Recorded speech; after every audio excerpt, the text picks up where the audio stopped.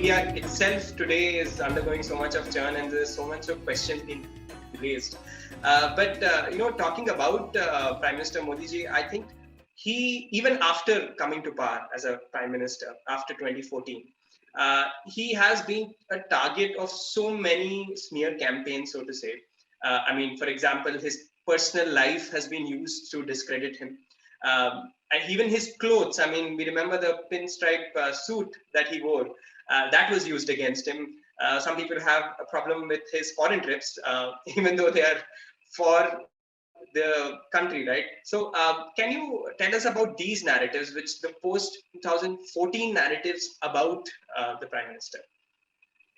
Yeah, look, I think he has a very thick skin, but it is not, I would say, the thickest of skins, because if it were, then he would be, addressing a lot of press conferences, and he hasn't. But I think that's a very conscious choice he has made. Maybe he was so aggrieved by the propaganda that the media, had against him for a decade before he became the Prime Minister. That is, one person comes to mind is Amitabh Bachchan. There was one falsehood that was written about him. I think he said this in Fair. And for the next 15, 20 years, he did not give a single interview. But of course, he's not a politician. He's not in public life. So, he can do that. Politicians really cannot escape the public scrutiny or public glare now comes intertwined with public scrutiny. So in that sense, he has a thick skin, but he's not the thickest of skin. On the other hand, be that as it may, be that as it what it is, which is his conscious decision to not to pick and choose the people he gives interviews to, and to never give a press conference.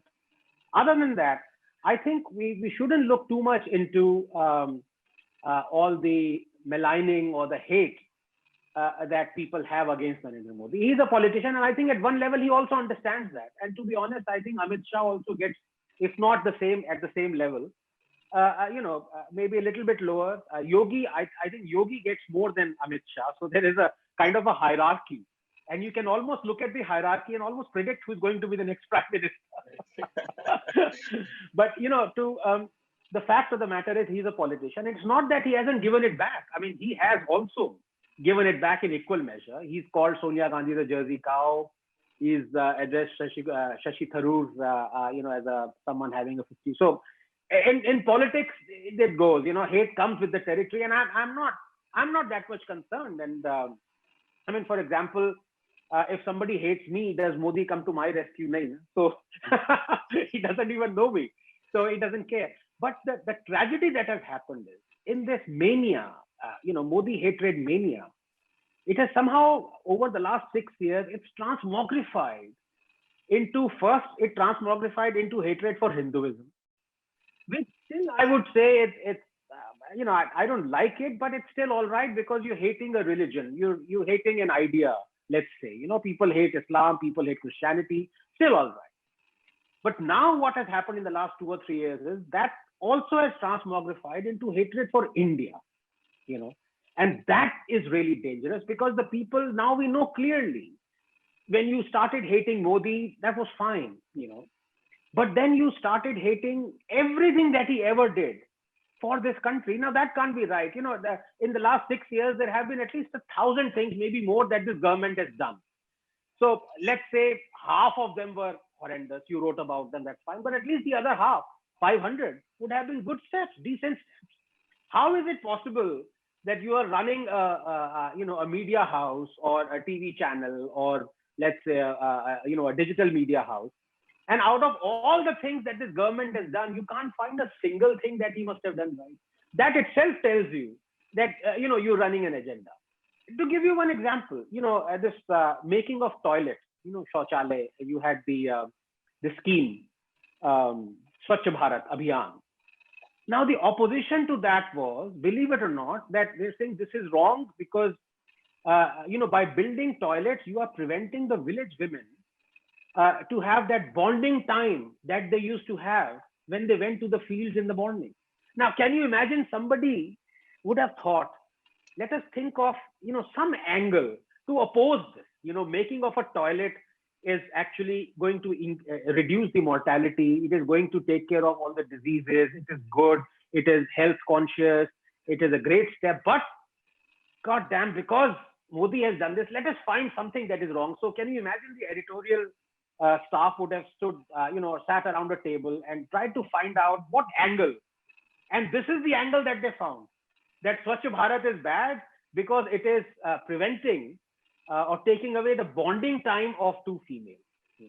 So when you see things like that, and this is just one example, there are so many examples like that. And then you realize that, look, there's no point, because these guys are beyond redemption. They've completely lost it. So to come back to the question that you asked, I don't really mind people hating Modi. I think he has a thick skin. But when that thing transmogrifies into hatred for India, that is when you realize that, look, this has gone beyond. Something has to be done. Right. And I think a lot of times things that people have advocated for in the past, they turn against themselves in a way just because Modi is doing it. No, well, I mean this is almost an axiom in the age that we are living in. Anything that you loved, because Modi has now done it, you start hating. And the farm bills were a glowing example of that, when all those so-called intellectuals and economists and politicians, they were all for these reforms. In fact, they were for even stronger and more stringent reforms than what Modi has done right now. Modi has given a choice that you will still have your Bicholias or Arathiyas, you will still have your APMCs, but I'm giving you a choice. Those guys wanted to do away with the choice, and now they have taken a U-turn now. So, but see, I'll tell you what the tragedy is, that once you realize this propaganda is going on, there are two options. One is that you expose it and then you sit back.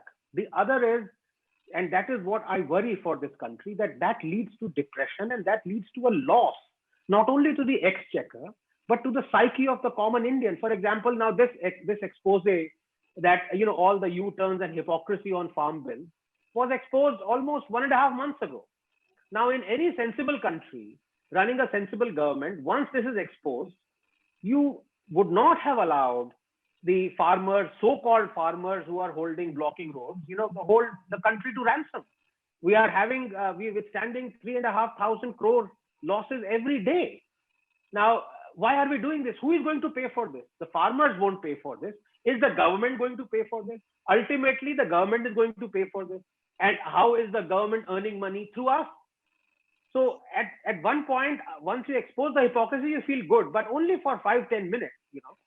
After that, you start feeling depressed, because ultimately all this loss, the inaction of the government, is going to bite you, and you can't do anything about it. For example, it is my money which runs this government, on which the government takes decisions. And ultimately that 3,500 crores multiplied by 40-50 days is going to be taken out of our pockets, and we are helpless. So it can lead to depression, and that is what scares me. What Narasimha Rao said once is a very famous, or shall I say infamous quip. What he said was terribly depressing, but it's an iconic quote. What he said was, to not take a decision is to also take a decision. Now, it is so ridiculously cynical, but it is true. I mean, he did this so many times, but it is depressing, because when you don't take a decision and you think that is also taking a decision, let the farmers be there for 6 months, let the roads be blocked to a national capital. Let all the factories that are, on the road, on the periphery of those highways, they suffer. Let no goods be, exchanged from one state to the other. Who is suffering? We are suffering. So it's all right to expose the hypocrisy, but if the government remains, impotent to the threat, I would call it a threat. It is a severe economic threat. It's not yet become a social threat. It might, because there are people itching to instigate riots. But as far as economic threat is concerned, this should have been handled 50 days ago. Yeah. Absolutely, Anandji. I think, like you rightly said, it's gone beyond the limit, and it's really about hating and opposing everything for the sake of it. So when we look at the big picture, like you have sort of shared your views on this already, but I want to sort of go deeper into some of the narratives that we've had, not necessarily only in the last 1 or 2 years, but even if you go back a little bit. And I want to go back to this whole narrative about church attacks, which was conveniently peddled just before, I think, the Delhi election or something, right? And so, what was the truth behind these cases? Because you have suddenly things happening for no rhyme or reason. I mean, there's no logic to something just happening like that all of a sudden. But it did, according to the people who wanted us to believe it did. So, how was this narrative like this built? Yeah. So, in fact, I'm glad you mentioned that, because as far as narratives, fake narratives go, that is right up there. That is the Mount Everest, because that was the first time. And Modi had just taken over, the government. It was end of 2014. And the first 3 or 4 months, he wasn't really visible. I think he was a bit anxious, having come from Gujarat, taking so much responsibility. He was not as proactive as as a prime minister as what he's now. So, and that happened at, I think, November, December, and January. And as you said, in February was the Delhi election. So those 2, 3 months. And that was so frustrating, because that was the first inkling I got that people could be so shamelessly propagandists. That's the first inkling. Believe me, before that, I would trust a lot of people.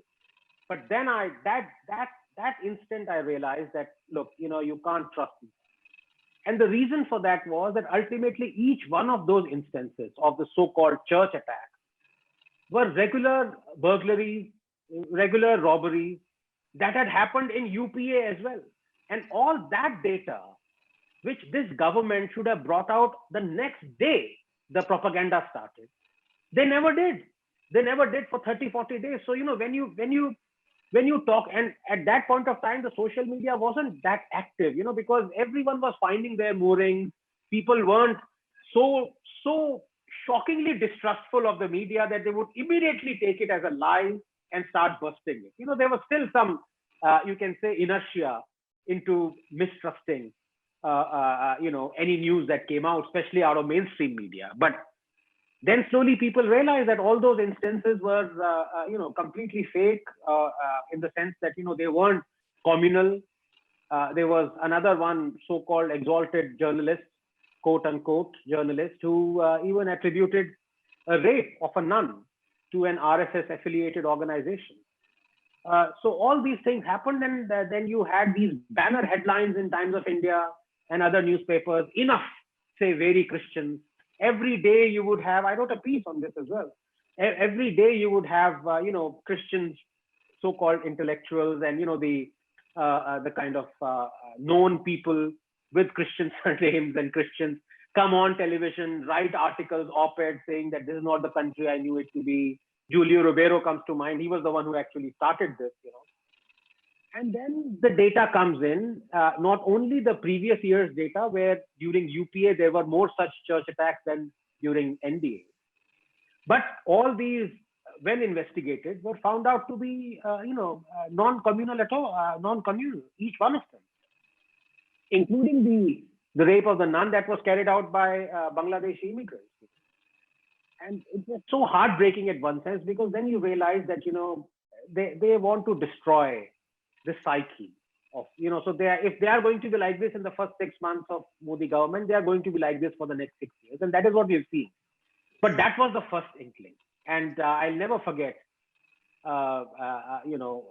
what happened after that. Then came intolerance and, award Wapsi and all those things. But each one of them has been demolished. Now these guys are running around. They don't know what to do. So, they're like, Bahar ka danga fasad, वो discuss करके उसको attribute करें यहाँ पे, like what is happening in America and things of that sort. But you see, one thing I realized that as I said, I'm sorry, I'm repeating myself, that you cannot cure these people.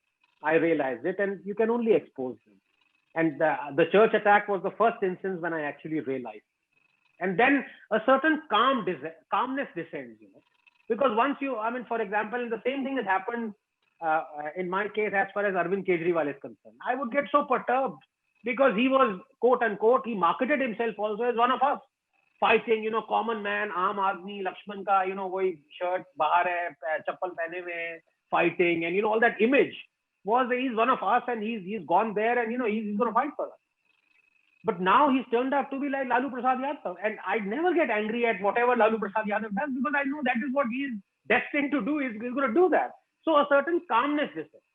And that is what has happened even with propaganda. You see something, you're not perturbed in the sense that you're not aggravated, you're not angry anymore, because this is what they do. So in a way, with this plethora of propaganda coming in a very macabre way, it has kind of helped. If every year there was one propaganda, then you would be very perturbed. You write reams of op-eds on it against its facts and all that. But now if there is one propaganda every day, then that there's almost like a avalanche, and you stop worrying about it. Right.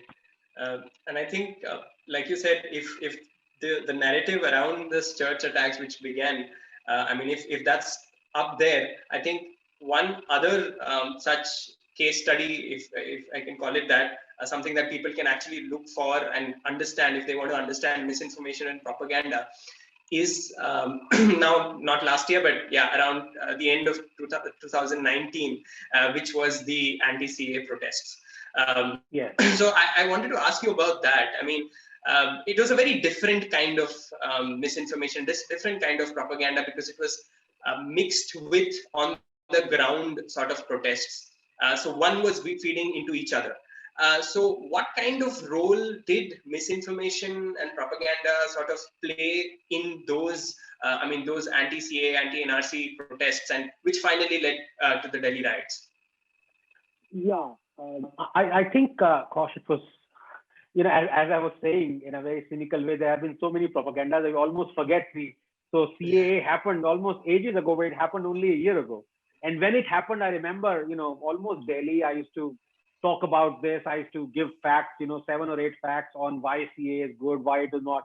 Oh, but it's difficult for me to remember right now, but I'll try to. I think what happened was that these guys felt, especially after Modi coming to power again, and after the abrogation of Article 370 that happened immediately after he took office the second time, and I think 5th August was the Article 370 abrogation, and then came the CAA. So these guys were totally frustrated. They were they were like, it was an attempt to vent so much anger that was pent up over the last 6 years, impotent anger, anger that could not result in Modi being beaten in 2019 elections, and that just spilled on.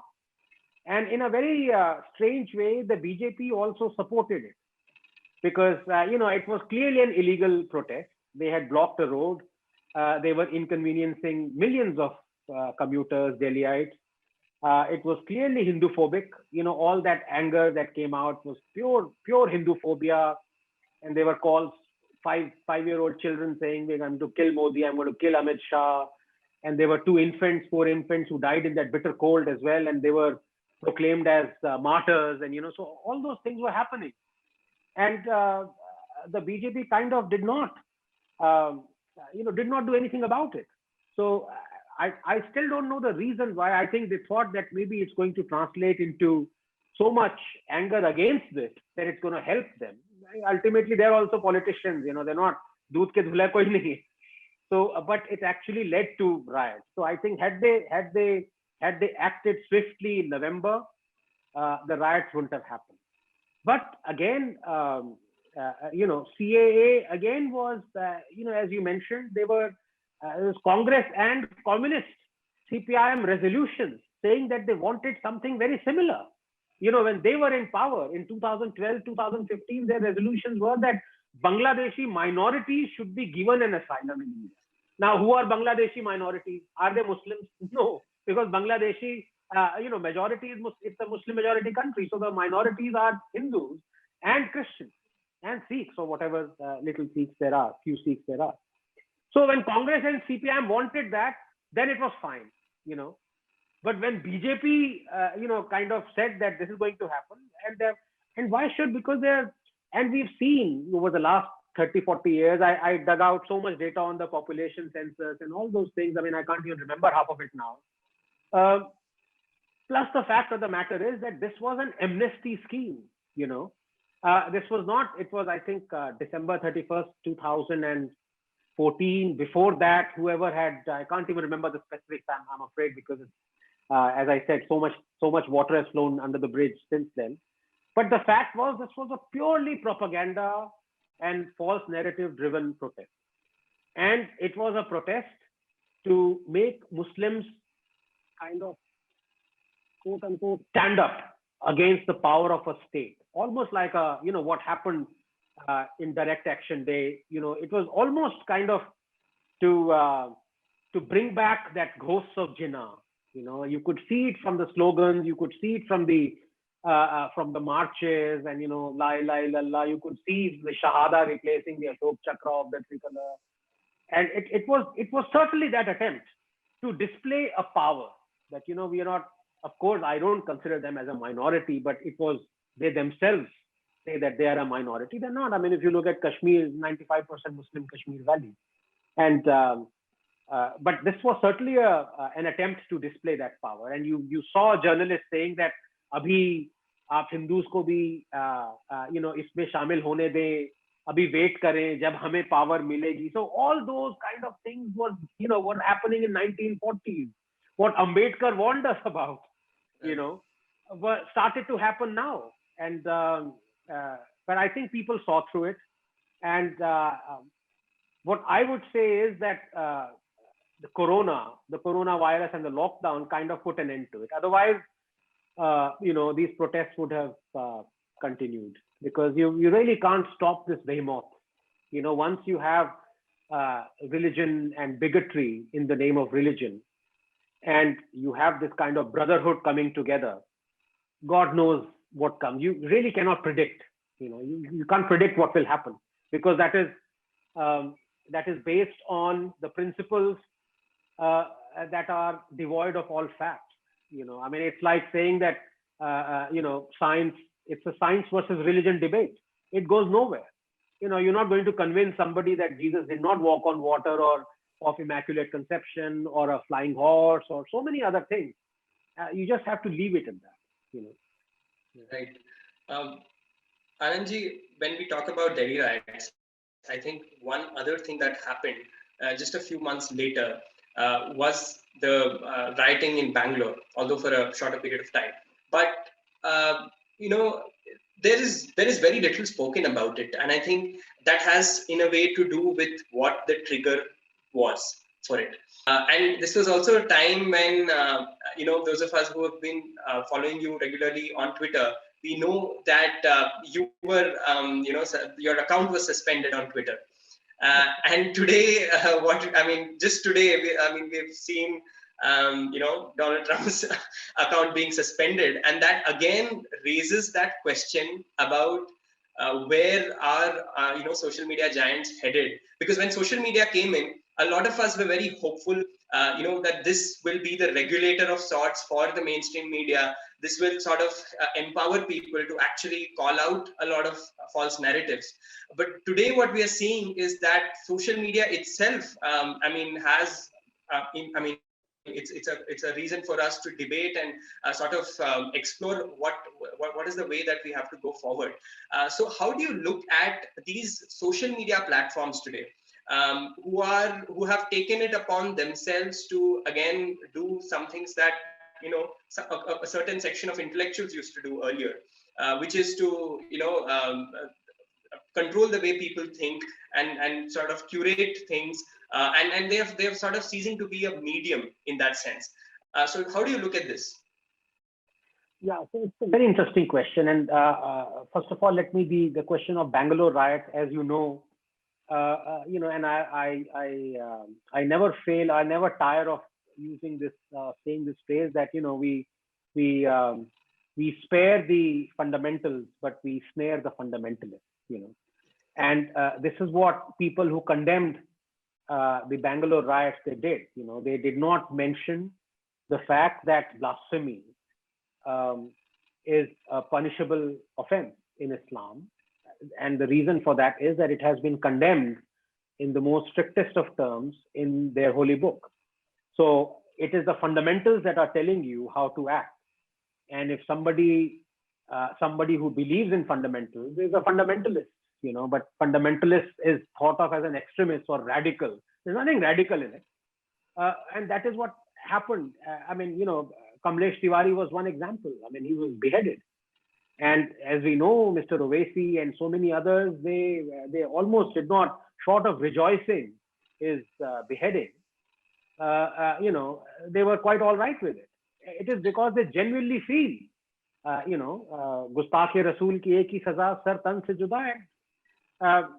And this is the problem, that, when you talk about, so much hate being in the open, when you talk about SM or MSM acting against hate, and when you point out hate or hatred or bigotry, what you never point out is, the biggest mainstreaming of hate is actually religion. And you're absolutely fine with it. So much so that Indian infants who are aged 1 to 3 have been, 155 million of them have been categorized as Hindu, Muslim, Sikh, and Isai. Now, did the census lady or census man, I asked, knock on the door, and the door was opened by a 3-year-old or 2-year-old Indian infant, and the question was, are you a Muslim? Are you? And he said, no, I'm a Hindu, I'm a Muslim. It is so bizarre. And the reasons, and that is why I worry for this country, because at one level we are progressing, and we want to shun so many things. But on the other hand, we are so all right with the mainstreaming of hatred, and we are so scared of pointing out the hatred that is spewed or that emanates from our scriptures, holy books. And this was the example, the Bangalore example that you took was exactly this. Now let me come to the strange thing that I feel as you're talking about the control of the social media biggies, or they call the big tech or whatever. Now in India, ironically, you see the control or the lessons or the teachings or the preachings for someone to control something actually emanates from the state, because our constitution has articles written in it that are controlling. For example, we don't have our freedom of speech is subject to a lot of restrictions, and those restrictions were increased by Jawaharlal Nehru in the First Amendment. We know that, Article 9, Clause 2A. So it is subject to public order, public decency, this, that. But the fact is, who is going to decide? Whenever you say something is subject to something, that this is hate speech, this is not, this is something which is bigoted, this is not this, you are the one who's editorializing. Not only you are choosing, you are acting as a judge, you're acting as a god, and it is completely subjective. I may think of something that was, for example, and my banning of Twitter is a perfect example. So my banning of Twitter, my banning by Twitter of the tweet where I quoted a holy verse was considered as a hate speech, and I was banned, I was blocked. But after 10 days or after, I think 15, 20 days, I can't remember, I was unblocked, and they apologized for it, because somebody must have told her, "Arey, pagal ho gaya kya? Ye to verse hai. Why are you blocking him?" Because by that logic, what you're saying is that verse is hateful. Now you see what I mean. You had put it verbatim. Verbatim. It was a verbatim quote, and people checked it, of course, and that is the reason why Twitter apologized and unblocked me. But you see how juvenile adults have started behaving because of fear, because they inadvertently, almost immediately, you can say involuntarily, they read that tweet and they accepted that it is hateful, right? Any sensible guy, let's say in Twitter, or some guy on Twitter said, "Oh, this is hateful." Then after 14 days, realization dawns, fear comes in, creeps in. That are you saying that a holy verse is hateful? So Twitter would have paid with its, I don't know what, maybe riots, I don't know. So they quickly apologized. But what I'm trying to say is that we are so comfortable with this ever-present hate and hatefulness that comes out of our religious scriptures that we don't even consider it as hate. And if by accident, if reality strikes us without us knowing that, what would happen 15 days from now, we say that it is hateful, we then get so fearful and say, no, we are wrong, that this is not hate. Now, this is what is happening. For example, I'll tell you, and it's really sad And it is more sad in America, because I would say I really like their First Amendment, because I think it comes closest to what I perceive should be freedom of speech. That I never say it should be absolute, in the sense that you can't have military secrets being divulged in the name of absolute freedom of speech. And if there is clear cut, immediate, palpable incitement to riots, to violence, then that doesn't come into my criteria. Other than that, everything should be allowed, and that is essentially what American First Amendment is. If in that country you can have these guys who are SM chiefs and social directing, if in that country you can have so much power that these guys are now deciding what is hateful, what is not, what is going to incite, what won't, I think that is real tragedy, and that is very scary, because you have brought in gray in something that was almost black and white. And in India, uh, we have always lived with this gray for the last 70 years. Congress, almost like a fascist state. The state is actually, if you look at it, all our rules that emanate from the Constitution are draconian. We still have Section 295A, where you cannot offend religious sensibility. It started with in fact, the Britishers didn't have it. We had the Rangila Rasool case, where Ilmuddin, assassinated the publisher of Rangila Rasool. There was no law. And Mahatma Gandhi, almost when he condemned the publication of Rangila Rasool, and he almost de facto asked for a law, Britishers brought in that law. That law is still there. It's been almost 100 years. And we are proud that that law exists. Anyone who we consider is offending religious sensibility. Now, I ask you, who are you to judge which religious sensibility is being offended? You have a holy book where 53% of the verses are condemning the non-believers, are condemning the kafirs. Does that not offend my sensibilities? Forget about religious sensibilities. That offends my sensibilities. So can I take action? No, I can't take action. So when you have this hypocrisy that has been built into you, you are children of clause 2, as I call them. We are all children of clause 2. I really, you have to give up at some point of time. There's no point protesting about it, because people are not going to change. Right. And it's ironic that there is censorship for something like this, where things are either abstract or things are as they are, but people don't want to accept them even when it stares them in the face. But on the other hand, when you see actual things happening on the ground, which in a way aren't very convenient for a narrative, those are completely, ignored. For example, right, this last few months, I mean, there's been actual tangible violence in several temples in the state of Andhra Pradesh. But unfortunately, we don't hear about it in the public discourse, and especially when you look at the national media, or rather, I think we should call it Delhi media, because they hardly look at the rest of the country. So why is this? I mean, is this like communal reporting, and like what motivates the English in the Indian English media? Why is this disconnect from the ground realities? See, that's a very interesting question, and allow me to delve into this a little bit more deeply. The fact of the matter is that you cannot, as I said, you cannot cure these propagandists. They're like, I call them the rust beach. That every drop of blood spawns more of the same. And one needs to demolish their WhatsApp university propaganda in 3 parts. One, right from, as we were discussing, the fake church attacks narrative and running selective hate trackers that so many people, including Swati of Swarajya, have demolished. Media has almost perfected the selective outraging and scaremongering. For example, we know who Akhlaq was, right? 2015, and it happened. Akhlaq, who was lynched because of beef being found with him on him. But do we know who was Banu or Khitaram Bheel? Do we know who was Savant Rathod? Do we know who was Vidhu Jain or Ayub or Farooq? Do we know who Farooq was? Do we know who Bharat Yadav was, who was lynched in 2019 after being called a kafir? So ask yourself why we don't know the names of these victims of Muslim hate crime lynching. Why?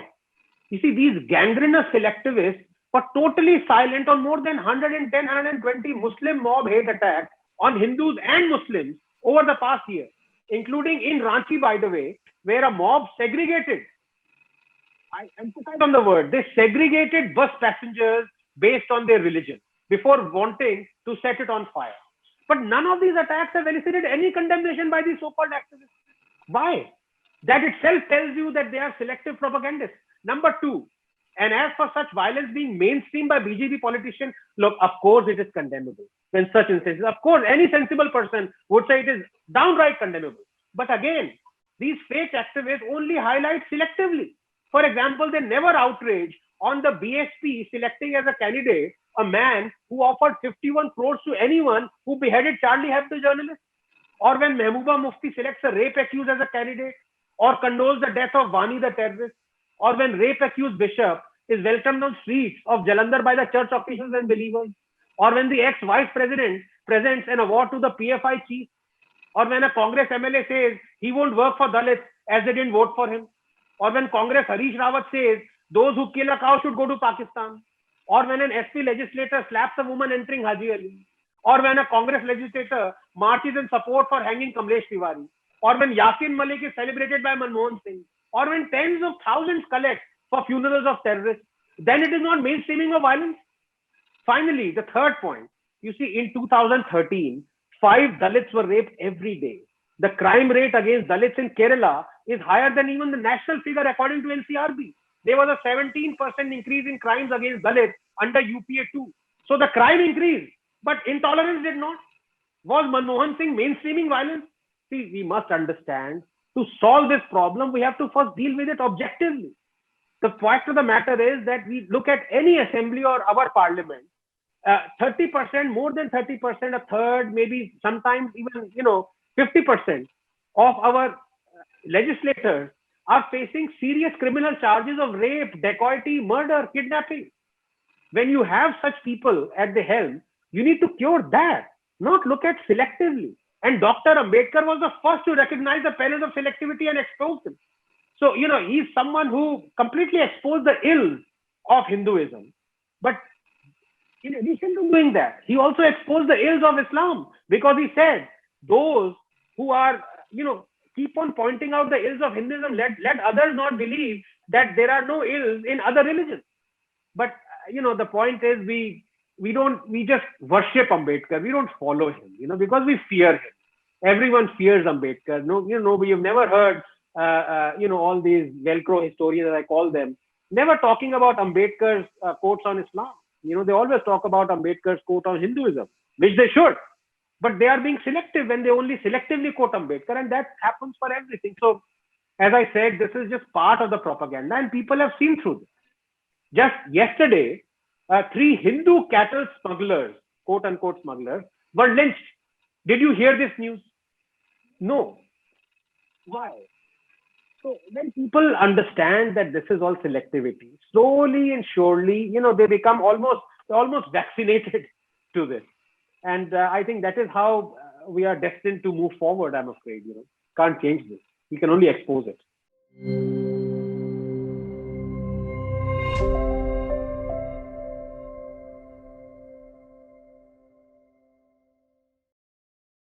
Please remember to subscribe to us and switch on the notifications for this channel.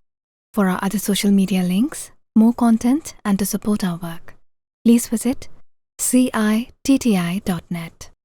Dhanyavad. Namaskar.